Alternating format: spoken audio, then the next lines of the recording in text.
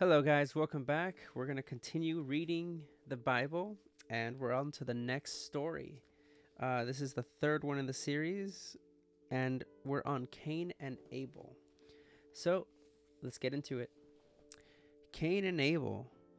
Now Adam knew his wife, and she conceived and bore Cain, saying, I have gotten a man with the help of the Lord, of Yahweh. And again she bore his brother Abel.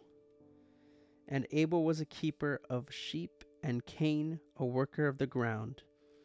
When they say worker of the ground, I'm assuming that means crops, plants, That's what I think that means. I don't think it means like moving the actual ground, working the landscape.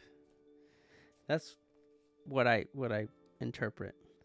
In the course of time, Cain brought to the Lord an offering of the fruit of the ground, and Abel also brought the firstborn of his flock and of their fat portions. Okay, so it sounds like they're just offering things up to God. And the Lord, Yahweh, had regard for Abel and his offering. But for Cain and his offering, he had no regard. So he accepted the firstborn of Abel's, but nothing from Cain. Okay, that's interesting. We'll continue for now. I'll explain in a second. So Cain was very, very angry, and his face fell. The Lord said to Cain, Yahweh said to Cain, why are you angry, and why has your face fallen? If you do well, will you not be accepted? And if you do not do well, sin is crouching at the door. Its desire is contrary to you, but you must rule over it. So if he's trying to teach him a lesson, I guess in this would be, don't be upset that I didn't choose yours.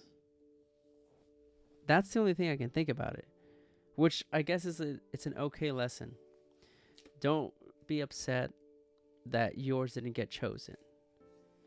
Right? But I guess it's also how you deliver it. Like, why didn't you choose mine? Why did you just choose his? Because now you are just kind of pitting them against each other. On top of that, before I continue, it says here, Cain sounds like the Hebrew for gotten. And nod means wandering. Another thing is he says, if you do well, will you not be accepted? Which is true. For a lot of people, they do an amazing job, and still they haven't been accepted before. So this sounds like Cain also feels this way.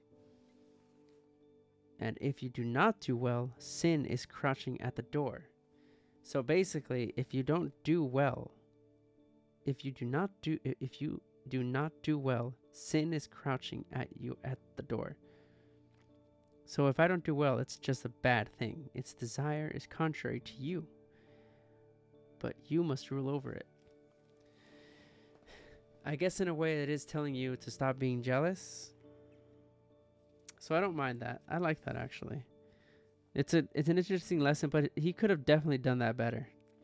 Anyway, Cain spoke to Abel, his brother, and when they were in the field, Cain rose up against his brother Abel and killed him.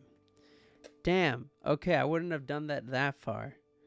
Just because you think you should be worshipped or accepted doesn't mean that you should go out and kill, especially a sibling right there. So, he just killed Abel. Wow. That's pretty bad. Shame on you, Cain. Then the Lord said to Cain, or Yahweh said to Cain, where is Abel, your brother? He said, I do not know. Am I my brother's keeper? And the Lord said, Yahweh said, what have you done? The voice of your brother's blood is crying to me from the ground.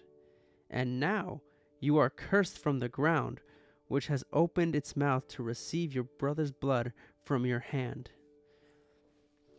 Now that's a kind of punishment. So God knows, or he found out, I'm starting to see that God is technically not all seeing, because he's also questioning everything. He's like, why is he not here? Why is Abel not here? So I don't think God is as powerful as other people claim him to be. Although he is all powerful, he's not all knowing, if that makes sense. Like I said, it's kind of like a science experiment where you're kind of testing things out and you're just seeing how things play out, expecting them to play out a specific way, but then something else turns up and it's not the way you expected. Especially with people, and people get personalities and a whole bunch of other things come up like this. Yep. And then he hears him in the ground, like either clinging onto the very edge of life, or literally just hears his soul or spirit or something within the earth. And that's how he knows Abel is dead and Cain is lying. When you work the ground, it shall no longer yield to you its strength. Okay, so like it won't benefit you? Like it won't feed you, I guess. Nothing will grow and nothing will feed you. That's what I'm interpreting. You shall be a fugitive and a wanderer on the earth.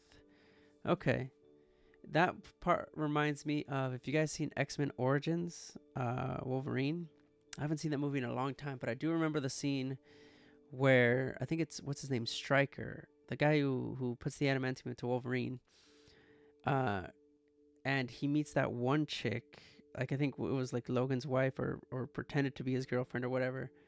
And she just touches him and she says, just keep walking endlessly. That's literally is just what I'm like picturing. You shall be a fugitive and a wanderer on earth.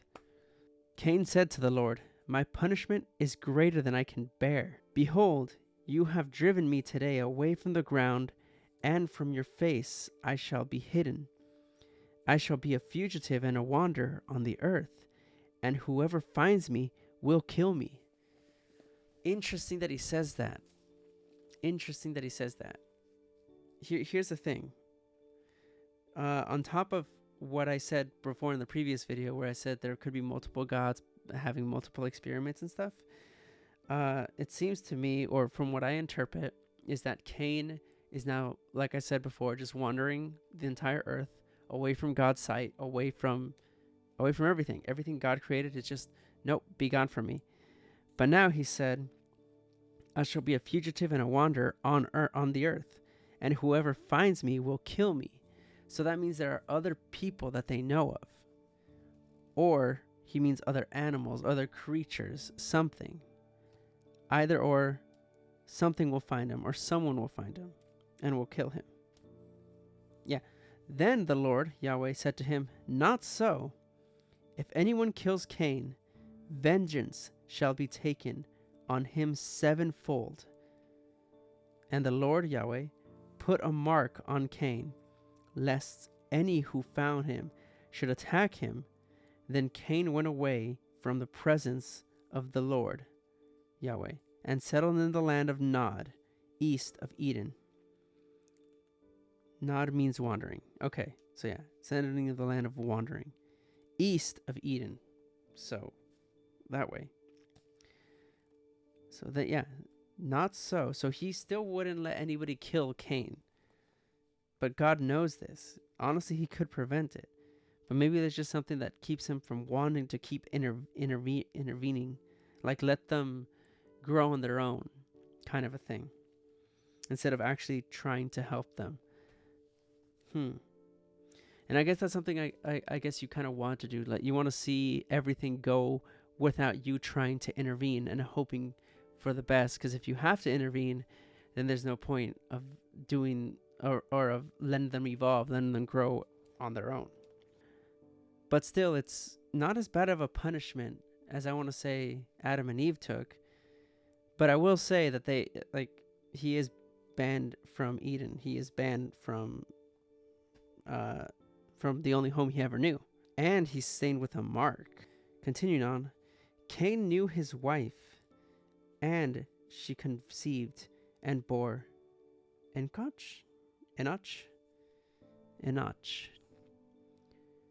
Wait, so Did Adam and Eve have a daughter? If so, what was her name?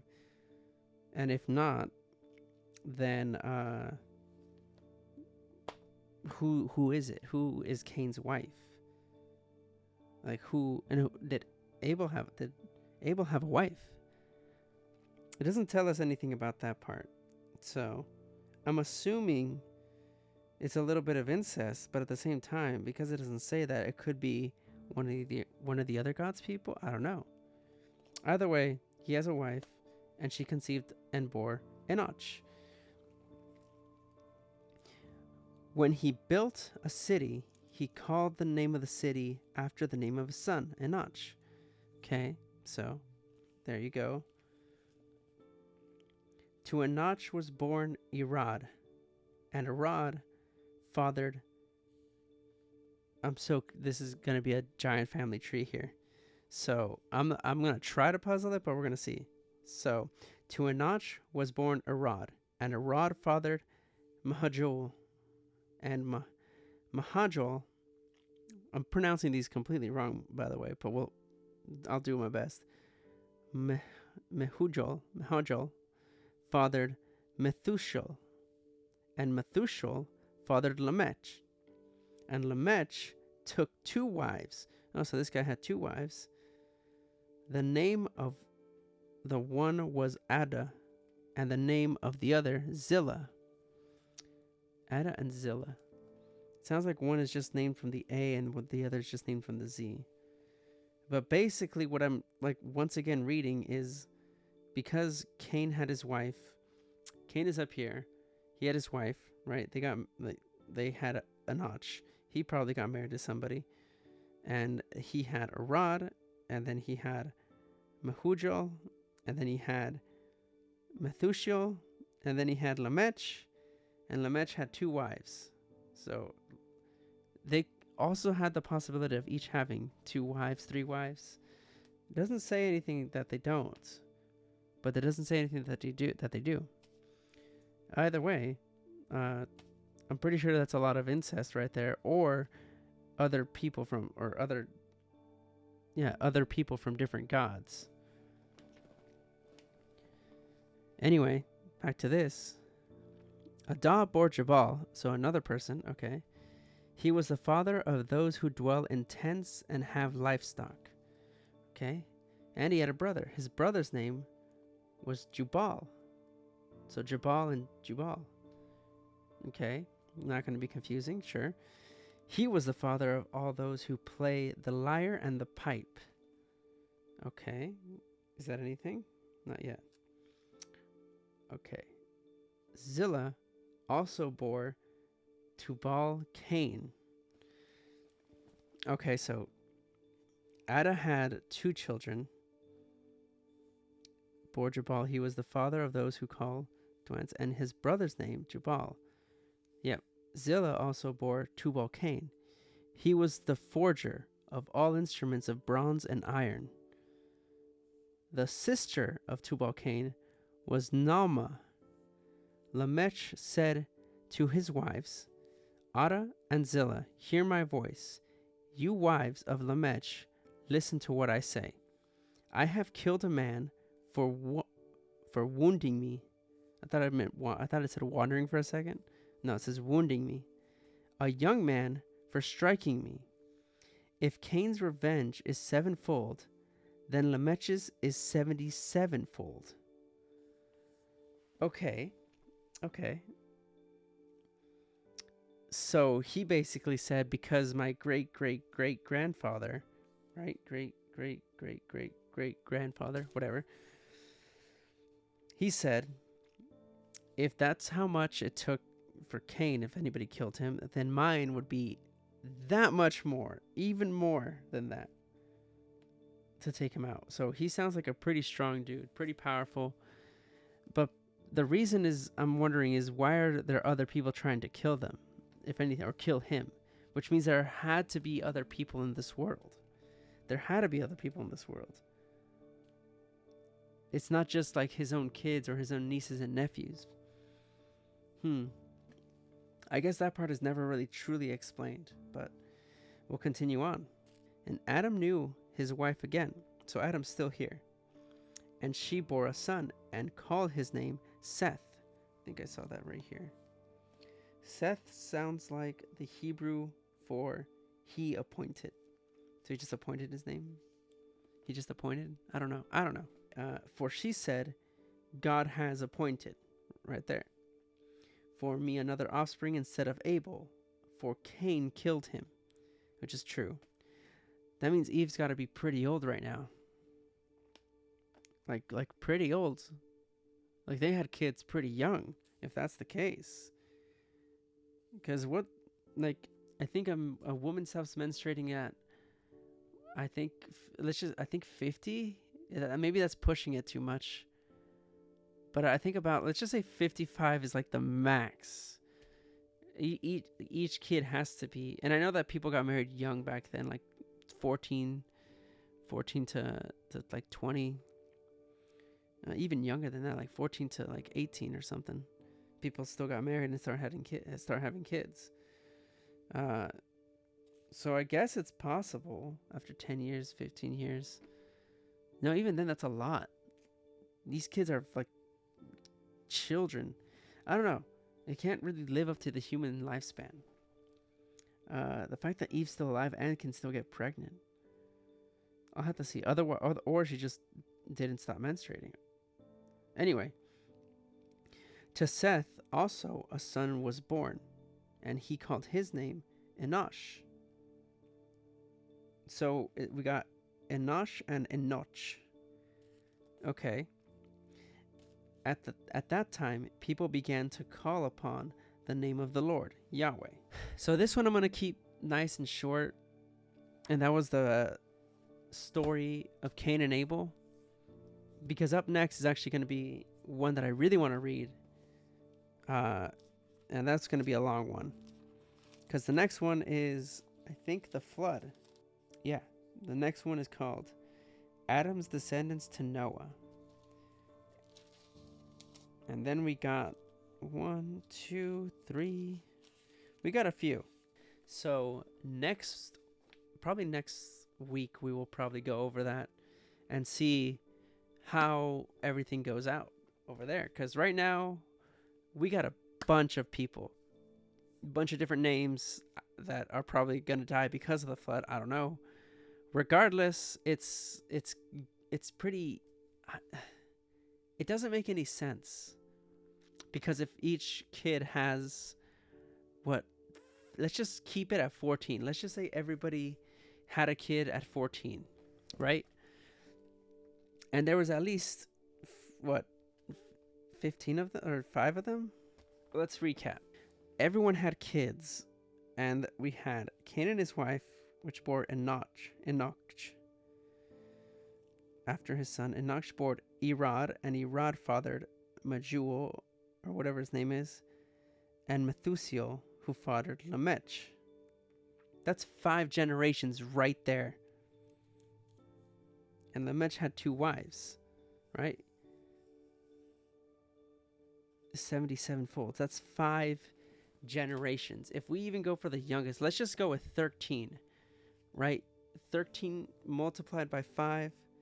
That's already 65 years of a difference. If everyone got like married or impregnated by 13, which is obviously really young, and no one should do that nowadays, or honestly ever. But I'm just going from what logic makes the story. And that's, well, I guess that only assumes if it's like a different wife, I guess. But it doesn't say that they have multiple wives. They just said this person fathered this person who fathered this person, and they were all male. So each one had to father that person until they got to Lamech. And by that time, it seems like he's already an adult because he has 2 wives. And let's just say, keep it at the young age of 13. That means Eve has to be close to, if not like at 65 to almost 100 years old. Not even 65, because no, she's basically like 100 years old and she's having kids. I don't even know how that's possible. But obviously it's not. It's just a story. So these people had to live a very, very long life. I don't know how I feel about that though. I guess living to be 150 would be the max a human life should go to. Because, death is like a mercy. It's like, I don't want to live anymore. I've aged. I'm done with my life. I've lived my life. It's time for me to go, move on. It's like going away. And right here, it's like 100 and still being able to bear kids. And not only that, letting that be painful. I don't know. And then we got Cain killing Abel just out of jealousy because God picked one of his, like, what was it? One of his offerings first. I don't even know what he did with the livestock. I don't know what God did with that. Maybe he just took it, had peace. I don't know. Or sacrificed it. Most people would sacrifice something. But regardless, Cain should not have killed Abel. That was pretty wrong on his part. That's just pure jealousy. So, I don't know. That one was an interesting story. But next time we're going to go over the flood and Noah and see where everything goes from there. See you guys next week.